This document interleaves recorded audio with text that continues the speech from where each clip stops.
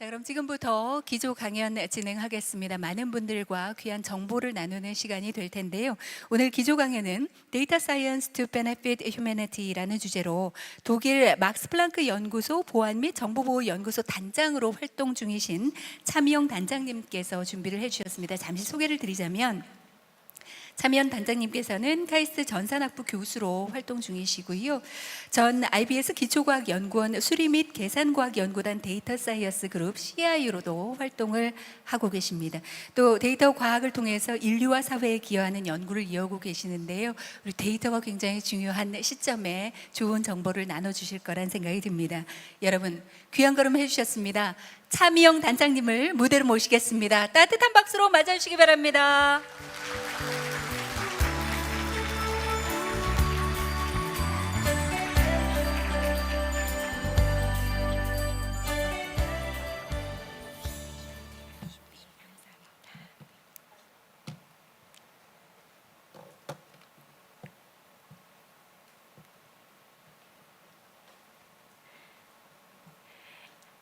네, 존경하는 귀빈 여러분들, 그리고 과총 권호남 회장님, 그리고 먼 길에서 오신 전 세계 곳곳에서 과학하는 즐거움을 나누고 계신 한인과학기술인 여러분들께 인사드립니다. 저는 한국과학기술원 그리고 막스플랑크 연구소의 차미영입니다.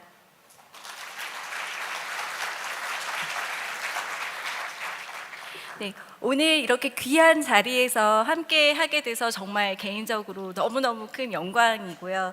그다음에 더불어서 과학기술인들이 마음 편히 연구할 수 있도록 지원해 주시는 과총 과기부 관계자 여러분들께도 진심으로 감사드립니다. 오늘 저는 데이터 과학과 AI가 어떻게 인류를 위해서 활용이 될 수 있는지에 대한 주제를 가지고 왔습니다. 저는 지난달 동유럽 국가인 조지아에서 UN Public Service Forum이라는 곳에 초대받아 다녀왔습니다. 네, 이곳에서 세계 곳곳의 행정 서비스, 퍼블릭 서비스가 어떻게 AI를 활용하고 있고 발전하는지를 듣고 정말 깜짝 놀라고 왔는데요. 우리나라에서도 이미 운전면허 등록증이 모바일로 활용되고 이런 건 많이 이미 활용을 하고 계실 것 같습니다. 근데 더 놀라운 것은 어떤 나라에서는 이미 신생아가 태어나면 구청에 가지 않고 모바일로 10분 만에 등록을 하면 아동 수당이 자동으로 지급이 되기 시작한다고 합니다. 전 정말 놀라운 사실이고, 또 작은 재판 민사소송의 경우에는 AI 재판관이 활용이 돼서 대기 시간 없이 단축이 많이 되었다고 합니다. 여기 계시는 분들이 또 이제 디지털 미니스터 분들인데 다 30대, 40대 이런 분들이세요. 여러 나라에 계신 분들이 획기적인 AI를 도입하고 발전을 이루고 있는데, 이런 얘기를 들으면서 뭔가 공공 서비스와 과학이 굉장히 유사하다고 생각이 들었습니다. 공공 서비스에서 시민들이 불편한 점을 하나씩 해소해 가면서 좀 더 빠르고 편하게 계속 진보해 나가고 있다면, 우리는 과학을 하면서 이론으로 또는 실험으로 계속해서 진보해 나가는 모습이 인류에 대해서 좀 더 편히 살고 행복하게 살게 하자는 공통의 목적을 갖고 있다고 생겨서 제가 하는 분야가 단지 과학이라는 어떤 딱딱한 분야가 아니고 embodiment of care 이런 분야이구나 하고 따뜻한 마음을 느끼고 왔습니다. 특히 과학과 퍼블릭 서비스 모두 AI로 인해서 그 발전 속도가 굉장히 빠르게 바뀌고 있고, 고의치 않게 기술이 잘못 사용되기도 합니다. 그래서 그럴수록 우리가 가장 본질적인 질문을 물어봤으면 좋겠습니다. AI는 어떻게 인류의 행복에 기여하는가? 그리고 AI는 어떻게 우리를 더 인간답게 만들 수 있는가? 이 질문을 오늘 화두를 가지고 왔는데, 제가 3가지 구체적인 사례를 가지고 같이 한번 얘기를 나눠보겠습니다. 첫 번째는 AI의 학습이라는 것은 무엇을 위한 것일까?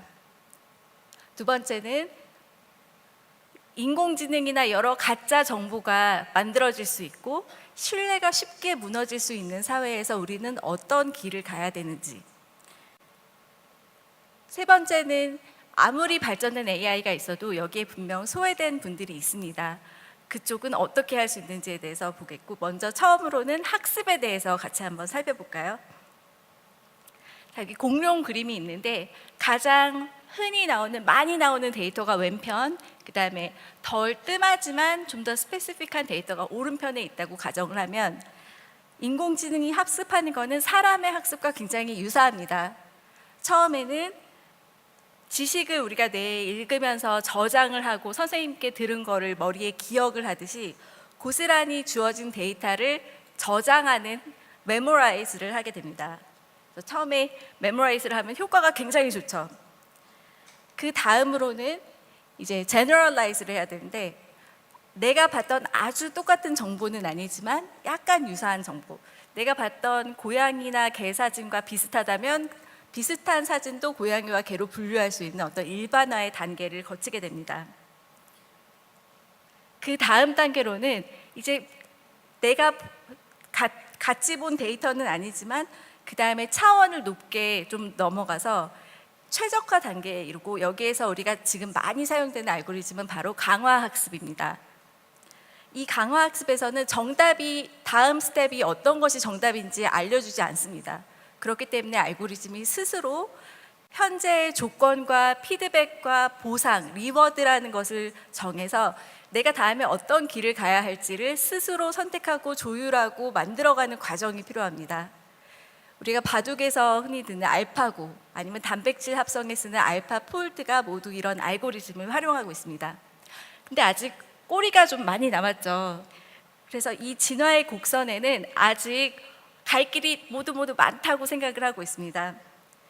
특히 데이터가 전혀 없는 곳, 그런 쪽에서도 새로운 학습, 새로운 태스크가 주어지더라도 어떤 선택을 할 수 있어야 되고, 그래야지만 비로소 AI가 인간의 동반자처럼 쓰여질 수 있을 것이라고 얘기하고 있습니다.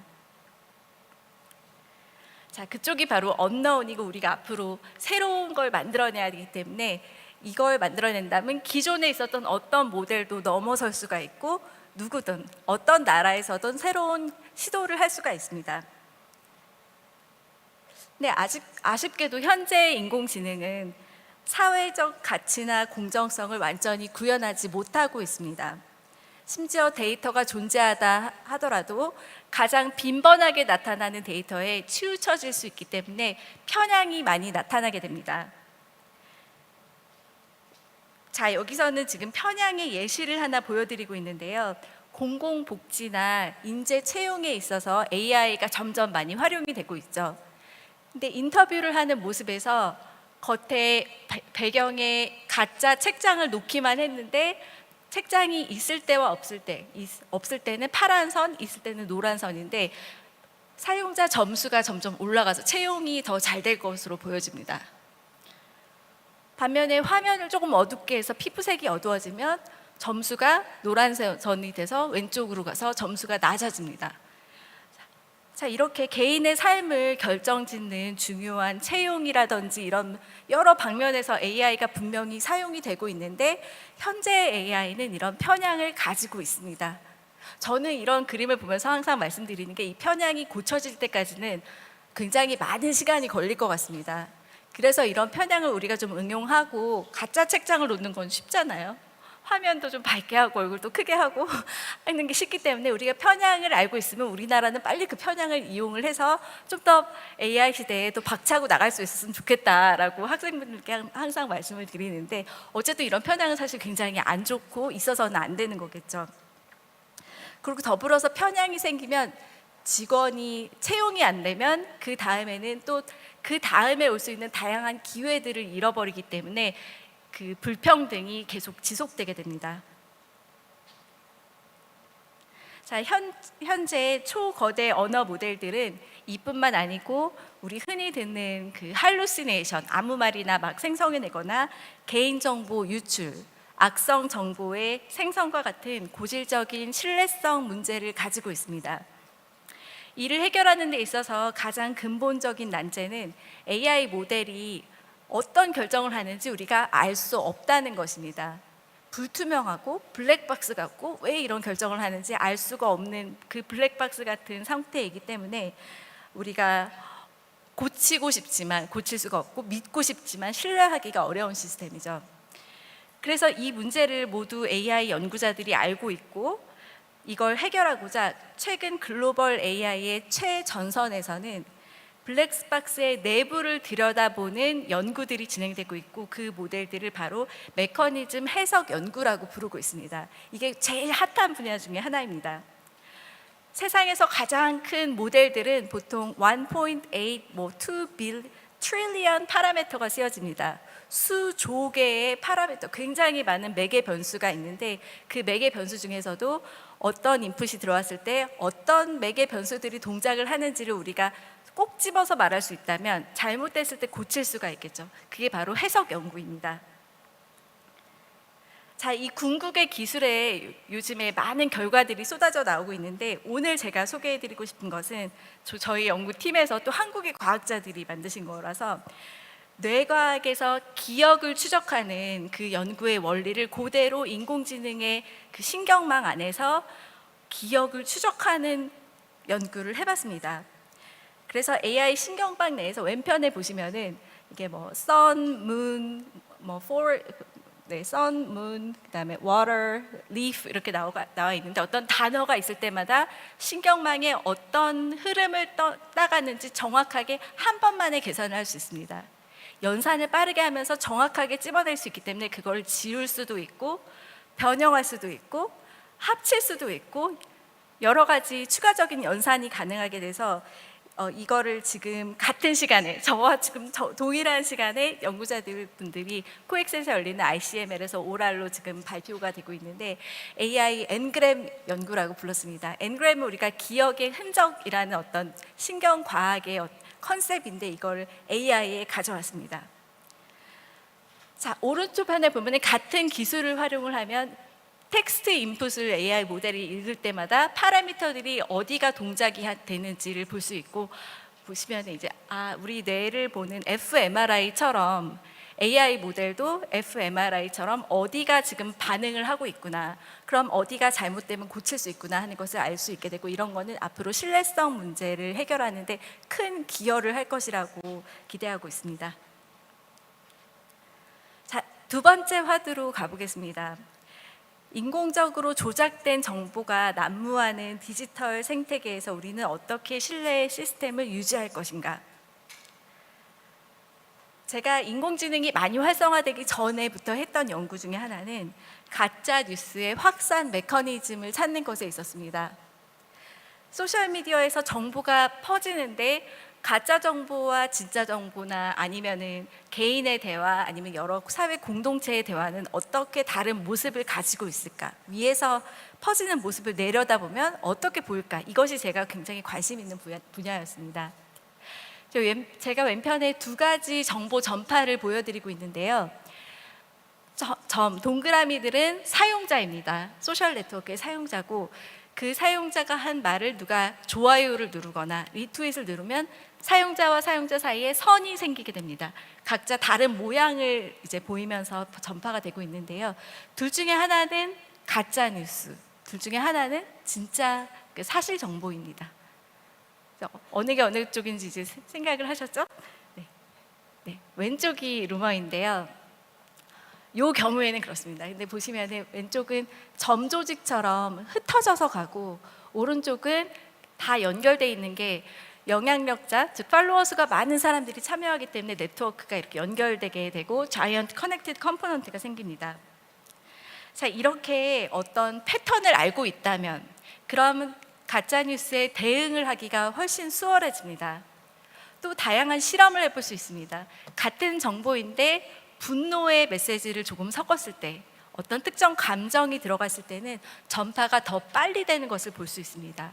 분노야말로 가짜뉴스를 가장 빠르게 전파시키는 메커니즘 중에 중요한 팩터 중에 하나였습니다. 이렇게 가짜뉴스 연구를 쭉 하다가 이제 카이스트와 IBS에 있을 시점에 이제 코로나19 팬데믹이 시작을 했는데요. 그때 가짜 뉴스에 대한 축적된 정보를 가지고 이건 한번 퍼지면 주워 담기 힘든 점조직처럼 퍼지기 때문에 어렵다는 걸 알고 있었고, 그래서 마침 또 아시아에서 먼저 퍼진 코로나였기 때문에 아시아에서 먼저 나온 팩트 체크들을 모아서 아직 전 세계가 코로나가 활성화되지 않았을 때 전 세계에 팩트 체크를 미리 보내는 연구를 했습니다. 미리 보낼 때 우리가 한국어나 영어만 쓰면 안 되기 때문에 여러 20개국 언어로 번역을 해서 보냈고, 여기 이렇게 이런 식으로 각각의 언어마다 보이고 있고요. 요거는 필리핀의 그 따갈로그어라고 하는데 여러 언어를 가지고 번역을 해서 보냈습니다. 근데 그 당시에 이런 캠페인이 없었기 때문에 저희 그냥 연구 그룹에서 한 캠페인인데 어쩌다 보니 151개국에 5만여 명에게 퍼지게 되고 세계보건기구에서 초청을 받아서 우수 캠페인으로 발표까지 하고 연구 결과도 그냥 실험실에서 아무것도 할 수 없어서 했던 것인데 이게 연구로도 되고 여러 책으로도 나오고 하게 되었습니다. 자, 그런데 이제 이런 성공 스토리는 아쉽게도 더 이상 있을 수가 없습니다. 왜냐하면 앞으로의 가짜뉴스의 전파는 사람과 사람 사이의 네트워크를 타고 우리가 전파가 되는 모습이 아니고 인공지능이 개입이 될 것이기 때문에 더 이상 이렇게 추적을 하기가 어려워집니다. 전에는 봇이 뭔가 조작된 정보가 개입이 된다고 하면은 누가 이걸 날라주세요 하면은 카피 페이스트를 하는 이런 봇넷, 트롤 팜이 있었습니다. 그 다음 단계에 생긴 거는 사이보그인데요. 사용자가 개인 계정을 갖고 있으면서 가끔씩 광고나 가끔씩 돈을 받고 글을 써주는 형태입니다. 플랫폼에서는 잡기가 너무 힘듭니다. 왜냐하면 개인의 프로필이 확실히 있기 때문에 그 사용자 정보가 있기 때문에 이게 진짜인지 의도적인지 알 수가 없습니다. 근데 앞으로는 이제 사람의 개입도 더 이상 필요 없고 사용자를 가장한 AI들의 집합들이 모여서 AI의 스warm, 서로 그 조직을 이루고 사람을 감싸고 그 사람에게 하루, 이틀, 뭐 일주일, 한 달 혹은 수년 동안 계속해서 정보를 주입할 거라고 가정을 하고 있습니다. 이런 좀 무시무시한 이야기를 저는 심리학, 정책, 그다음에 여러 가지 분야에 있는 연구진들과 함께 올해 초에 사이언스지의 폴리시 포럼 글에서 저희가 위협을 알렸는데요. 자, 이제 고도화된 인공지능이 있으면 어떻게 변화될까? 우리가 인터넷에 있는 어떤 프로필을 보고 더 이상 이게 진짜 사람일까 아니면 인공지능일까 머신일까 확실하게 알 수 있는 분은 이제 더 이상 없으리라고 봅니다. 직접 만나보지 않고서야 정말 알 수가 없습니다. 그런데 내가 가는 어떤 커뮤니티에, 미래의 커뮤니티에서는 몇 년이 지나서 알고 봤더니 나 혼자 사람이더라, 아니면 사람이 10명밖에 없더라, 이런 경우가 이제 생기게 되는 거죠. 근데 우리가 선택하는 많은 것들, 어떤 음식을 먹고 어느 맛집에 찾아가고 우리 자녀에게 어떤 대학에 가라고 추천하고 하는 건 사실 다 검색을 통해서 하기 때문에 굉장히 많은 의견에 변화가 있을 것이고, 만약에 악의적인 수함이 작정을 하고 10년에 걸쳐서 이 나라의 기조를 바꿔보겠다 하면은 민주주의까지도 흔들릴 수 있다. 그래서 우리가 malicious swarm이 데모크라시를 위협한다는 글을 쓰게 되었습니다. 자, 해결책도 분명 존재를 할 수 있습니다. 연구자들에게 펀딩을 많이 주시고 저희가 실험할 수 있게 최첨단 모델을 사용할 수 있게 권한을 주시고 여러 가지, 그다음에 잘못이 됐을 때 벌금이 좀 셌으면 좋겠습니다. 그러면 여러 정책과 과학이 함께 만나면은 같이 이것도 준비할 수 있는, 사후 방어는 절대로 해서는 안 되고 사전 대비를 해야 됩니다. 자, 마지막 질문을 해보겠습니다. 이런 데이터와 인공지능이 혁신을 일으키고 있는 시대에 아직 이 혁신에 참여하지 못하고 남겨진 이들도 있는가? 분명히 있을 것입니다. 근데 오늘 제가 들려줄 스토리를 들으시면 이렇게까지 많아? 하는 생각이 드실 거예요. 자, 역설적이게도 우리 사회에서 구조가 가장 시급한 이들은 데이터의 그 테두리 밖에 존재하고 있습니다.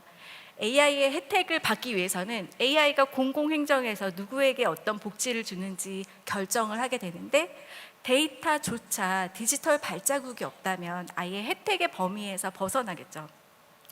유엔 보고서에 따르면 이미 11억 명의 인구가 슬럼 지역에 살고 있고 2050년이 되면은 슬럼 인구가 30억 명, 31%입니다. 지금 예측이 전 인구의 31%는 슬럼 지역에 살고 있을 것이라고 예측하고 있고, 특히 아프리카에서 굉장히 인구가 많이 급격하게 늘고 있습니다. 여러 가지. 그다음에 선진국의 인구는 줄고 있습니다. 그렇죠? 슬럼에 살지 않더라도 현재 이 순간 인터넷이 접속을 못하는 인구는 4명 중에 1명입니다. 우리가 지금 인공지능에 뒤처지니 마느니 이런 얘기를 하고 있는 동안 인터넷 자체를 써보지 못한 인구가 25%나 해당합니다. 그렇기 때문에 앞으로 데이터에 기록되지 않는다는 것은 너무 치명적인 어려움이고, 우리가 데이터를 어떻게 하면 우리만 생각하지 말고 기록되지 않는 사람들도 우리가 먼저 기록할 수 있도록 도와주거나 포함할 수 있는지를 고민을 했으면 좋겠습니다. 그거의 가장 좋은 방법 중에 하나는 바로 다양한 데이터를 결합하는 것인데요. 인공위성 데이터가 좋은 소스 중에 하나입니다. 왜냐하면 위성은 인터넷이 깔려 있지 않더라도 이렇게 계속 돌아다니면서 세계 곳곳을 지역을 찍을 수가 있기 때문에 어떻게 보면 가장 평등한 테크놀로지라고 볼 수가 있습니다. 위성 데이터는 또 놀라운 해상도를 가지고 있는데요. 한 픽셀당, 우리 픽셀당 해상도가 보통 60cm 정도가 된다고 합니다. 1m까지 영상은 이미 무료로 많이 공급이 되어 있고요. 생각하시는 것보다 너무너무 잘 돼 있고 과거로도 돌아갈 수 있습니다. 그렇다면 이 지역에 나무가 얼마나 자라고 있고 이 나무가 건강한 나무인지 아닌지도 볼 수 있고, 건물이 도로가 일자인지 부서져 있는지, 아니면 도로가 구불구불한지 흙으로 되어 있는지 아스팔트인지 이런 걸 모두 구분할 수가 있습니다. 우리도 5월에 국토위성 2호가 지금 발사돼서 저는 너무 흥미진진하게 안정화되면 빨리 데이터를 받아서 보고 싶은 마음으로 기다리고 있는데요. 우리 국토위성 2호도 지구를 하루에 15바퀴를 돌고 있고, 그다음에 흑백 영상의 경우에는 픽셀당 50cm의 해상도로 굉장히 높은 해상도를 가집니다. 네, 이거 굉장히 비싸고 좋은 위성입니다. 그래서 500kg대 위성이 지금, 근데 좋은 데이터가 나오니까 많이 활용을 하시면 좋을 것 같습니다. 그래서 저희 팀은 이 위성 데이터를 통해서 데이터에서 소외되어 있는 지역의 데이터를 먼저 발굴해서 만들어내고, 이런 발굴하는 기술도 무료로 공개하고 그렇게 얻어진 지표도 공개하는 연구를 하고 있습니다. 여기 지역은 지금 몽고의 게르라고 많이 이제 알려져 있는 하얀 천막인데요. 몽고에 유목민들이 많기 때문에 원래 초원에 게르가 나와야 되는데 갑자기 도심에 게르가 생기기 시작했어요. 집을 지을 돈이 없는 분들이, 천막은 금방 지니까 이제 이 게르를 가지고 움직이지 않는 모빌리티를 잃은 게르가 생기기 시작한 거죠. 근데 이 게르가 동그랗다 보니까 위성 영상으로 보면은 너무 쉽게 정확하게 카운트를 할 수 있습니다. 이 지역에 어제까지는 몇 개의 게르가 있었는데 지금 오늘은 몇 개가 됐어 하고 정확하게 숫자를 셀 수가 있다는 장점이 있습니다. 그래서 그 몽고의 그 수도인 울란바토르에서 게르를 표시한 게 이 노란 지도입니다. 이거를 뭐 분기별로 할 수 있고 매 달별로 할 수 있고 계속 지도를 업데이트할 수 있는데, 보면은 게르가 도시에서 처음에 생겼다가 자꾸 쫓겨납니다. 그래서 외곽 산간 지역으로 계속 올라가는 걸 볼 수 있는데, 또 게르뿐만이 아니고 다른 도시 정보랑 같이 보면은 게르가 생기는 곳은 학교가 있는지, 왜냐하면 어린이들이 분명 있을 텐데 학교가 있는지, 아니면 의료시설이 얼마나 가까운지, 산비탈에 있는지, 이런 것들도 환경을 볼 수가 있습니다. 또 게르는 조금 쉬웠어요. 근데 세상의 슬럼은 너무 다양하게 생겼는데 우리 더 다양한 슬럼을 다뤄보자 하고 올해 초에 연구 결과를 냈던 거는, 세상에 있는 게르 모양이 아닌 더 다양한 종류의 슬럼 지역을 디텍트하는 알고리즘을 개발했습니다. 화면이 계속 바뀌고 있는데, 여기가 파키스탄에 있는 파키스탄에 또 슬럼이 굉장히 많은데 파키스탄의 해안 도시인 카라치라는 도시의 모습입니다. 여기 카라치는 도시계획학회에서도 중요하게 다뤄지는 지역 중에 하나인데, 인구의 50% 정도가 슬럼에 살고 있고 한 240만 명이 슬럼에 거주하고 있습니다.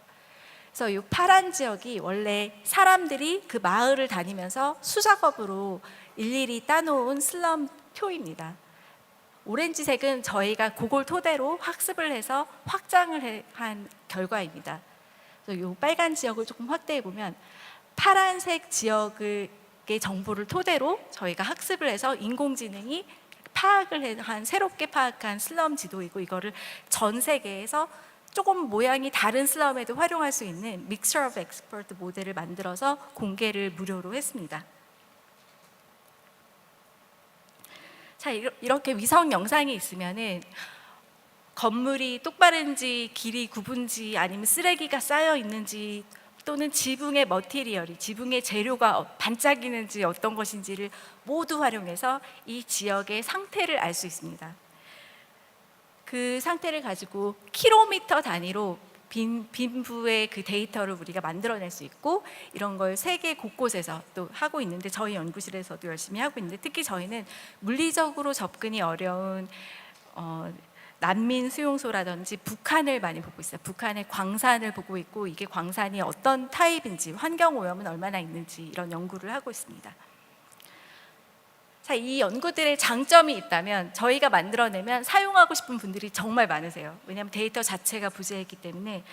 좋은 사례 중에 하나는 2021년에 공개했던 도시 공간의 녹지 지표인데, 정우성 교수님과 함께 했던 연구인데, 유니세프에서 저희가 만든 도시 지표를 가져다가 사용했습니다.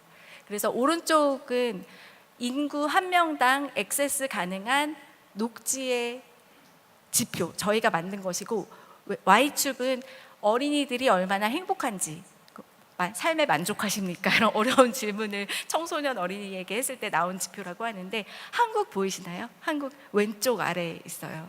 그래서 1인당 접속 가능한 녹지도 적고 행복도도 매우 낮고, 일본과 한국이 굉장히 낮고, 뭐 핀란드, 리투아니아 뭐 이런 나라들은 상위에 있지만, 그런데 녹지가 별로 없어도 뭐 스페인이라든지 이런 곳은 꽤 나름 만족도가 높은 곳으로 나오는 곳들이 있고, 우리가 앞으로 이런 지표를 통해서 없는 곳의 데이터를 생성도 해내고, 무엇이 사람들의 행복을 더 증진시키는지에 대한 연구들도 활발히 이루어졌으면 좋겠습니다. 자, 그럼 제가 지금까지 여러 3가지 사례를 통해서 AI가 이런 방향으로 나갔으면 좋겠다라는 말씀을 드렸는데요. 그게 사실 굉장히 쉽지가 않은 문제이죠. 여기 사진은 지금 인도 뭄바이를 보여드리고 있는데, 호화로운 고층 빌딩에 저기 보시면은 초록색 숲도 있고 고층 빌딩들이 있는데, 길을 하나 두고 굉장히 많은 슬럼들이 있습니다. 이렇게 우리가 사는 곳은 인류의 현실이 너무 다채롭고 극명하게 나뉘어져 있기 때문에 기준점을 어디다 둬야 되는지, AI는 또 빠르게 발전을 해가야 되는데, 이 행복이라는 것을 어떻게 정의해야 되는지 쉽지 않은 문제입니다. 그리고 그동안은 AI가 수익성 모델에 의존하고 단기적 보상을 노리다 보니까 일부 국가에서만 가지고 있고, 그 결과 양극화되는 우리가 독점 기업들이 생기고 있습니다. 우리 최첨단 모델인 미토스에 대해서 뉴스에서도 많이 나왔지만, 미토스는 소수 그룹에게만 공개되었고, 가드레일 없이 공개하려고 했던 페이블이라는 모델도 갑자기 중단됐다가 다시 나오는 이런 사태가 벌어졌습니다. 그렇기 때문에 사실 이 순간에 우리가 주도권이 살짝 없는 상태라도 더더욱 이런 질문을 해야 됩니다. AI는 어떻게 일부가 아닌 인류 전체의 행복을 기여할 수 있을까요? 우리가 설계해야 되는 리워드는 우리 국가만을 위한 것, 우리 기업만을 위한 것이 아니고, 어쩌면 우리의 지금의 손해를 보더라도 먼 세대, 멀티플 제너레이션 이후에 그 성과가 나타내는 장기적인 보상을 설정을 해야 될지도 모릅니다. 우리의 시각을 조금 바꿔야 될 것 같고, 그렇게 될 경우 가짜뉴스라든지 환경오염과 같은 정말 어려운 문제들도 함께 풀어나갈 수 있지 않을까 하는 희망을 가져봅니다. 자, 저의 마지막 슬라이드인데요. 제가 독일의 막스 플랑크 연구소에 파견을 나간 지 이제 2년이 돼가서 독일어로 한번 마무리를 해보려고 준비해봤습니다. 자, 이 말은 Der Mensch는 사람입니다. Ist는 is입니다. Ist das Maß. 이거는 척도, 측정입니다. 인간은 만물의 척도이다. 들어보셨죠? 이게 고대 그리스 시대에 신이 인간보다 월등히 높은 존재라고 여겨졌던 그 시대에, 철학자 프로타고라스가 던진 선언입니다. 모두 신이 위에 있고 사람이 아래에 있다고 했을 때 그런 얘기를 했습니다. 앞으로 지금 현재도 어떻게 보면은 조금 인공지능이 좀 위에 있고 반짝반짝하고 모두들 거기에 바라보고 있지만, 우리가 어떤 결정을 할 때는 인공지능이 했기 때문에 해야 되는 것이 아니고 사람이 원했기 때문에, 혹은 사람에게 도움이 되기 때문에, 그리고 지금의 사람이기보다는 우리 인류가 지속이 되려면 먼 제너레이션 후에 사람에게 도움이 될 것이기 때문에 라는 장기 보상을 가지고 있어야 하지 않을까 하는 생각에, 고대의 이 말이 지금 더 가치를 가지는 게 아닌가 생각을 합니다. 그래서 앞으로 우리가 매핑하는 모든 알고리즘의 종착지가 언제나 인간이길 되길 희망하면서 오늘 발표 마치겠습니다. 감사합니다.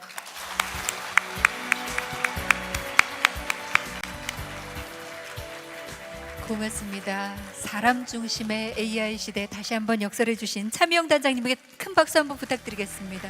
고맙습니다.